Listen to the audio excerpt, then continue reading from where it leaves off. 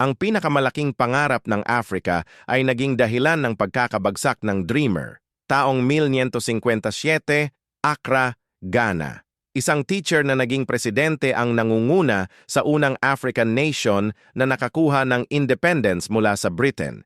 Si Kwame Nkrumah ay nagtatayo ng mga paaralan, ospital, at malaking dam na hanggang ngayon ay nagbibigay ng kuryente sa West Africa.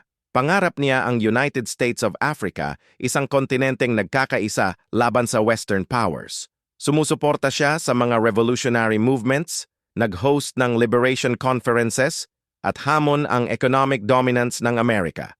Sa loob ng 9 na taon, siya ay naging boses ng African independence. Pero ang CIA ay may ibang plano. Tinuturuan at pinopondo nila ang mga military officers na malapit kay Nkrumah.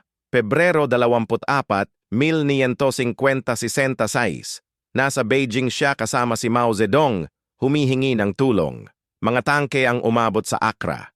Giniba ang mga estatwa niya. Mga sundalo na pinagkakatiwalaan niya ang nag-declare ng military rule. Hindi na siya nakabalik sa Ghana, namatay sa exile. Ang father ng African independence na nagtiwala sa mali ay si Kwame Nkrumah.